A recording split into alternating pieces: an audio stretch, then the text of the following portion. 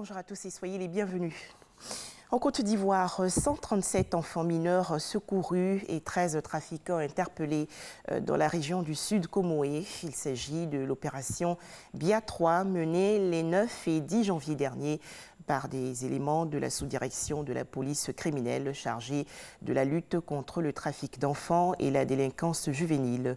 Cette opération a été menée dans les plantations de cacao et sur les axes routiers. Agriculture avec les avancées dans le secteur de la cacaoculture, plus précisément dans la région de l'Agnébi-Tiassa. Ces bons résultats ont été obtenus grâce aux techniques de l'agroforesterie et aux biopesticides. Il s'agit là du projet de gestion des pesticides obsolètes en Côte d'Ivoire ou le projet PSI. Plus de détails dans le journal de 13h. Direction à présent Ara, dans la région du Moronou. Cette localité a accueilli récemment l'opération Grand Ménage, initiée par le ministère de l'Assainissement et de la Salubrité.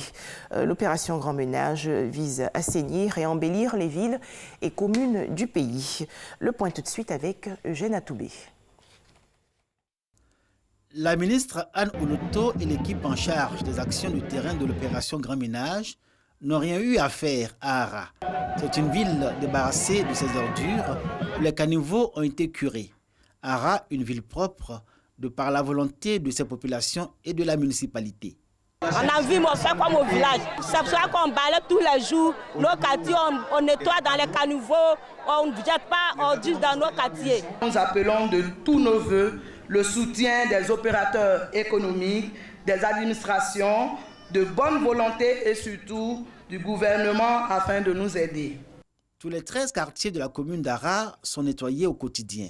Leurs habitants constamment sensibilisés à maintenir propre leur cadre de vie et œuvrer pour la promotion d'un environnement sain.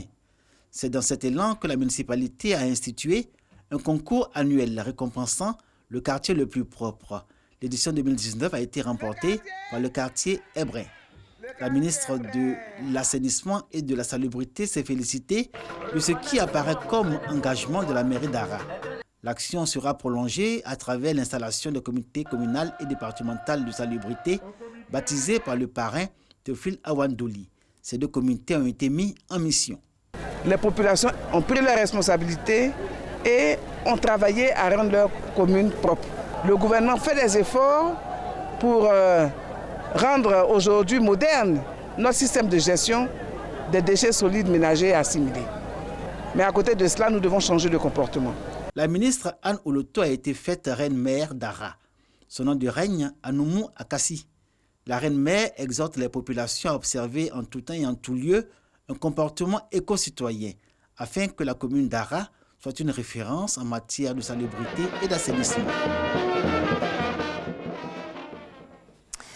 En image d'Yanra, dans la région du Béret, environ 500 femmes rurales ont bénéficié de séances d'alphabétisation dans le cadre du projet Alphabétisation et Autonomisation, projet développé par l'organisation non gouvernementale Femmes en Action pour ton épanouissement. Ce programme est financé par la Commission nationale ivoirienne pour l'UNESCO.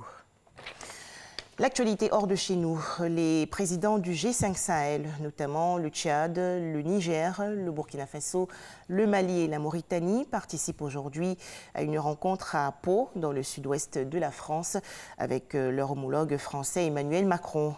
Objectif, renforcer la légitimité contestée des militaires français déployés sur place et mobiliser les alliés européens. La Cour suprême de Guinée-Bissau a rejeté hier les recours du camp du candidat malheureux à la présidentielle, Domingo Pereira. Cette même Cour suprême a autorisé la publication des résultats définitifs, ouvrant la voie à l'officialisation de la victoire de Umaro Sissoko Embalo. Un cessez-le-feu à l'initiative de la Turquie et de la Russie est entré en vigueur hier en Libye, où des combats font rage depuis plus de 9 mois aux portes de Tripoli, la capitale. Cependant, des échanges de tirs ont été entendus dans les districts de Salah Eddin et de Ain Zara. Enfin, un procès aujourd'hui à Paris en France. Lamine Diack, l'ancien patron de la Fédération internationale d'athlétisme, doit s'expliquer aujourd'hui devant les juges alors qu'il fait face à des accusations de corruption.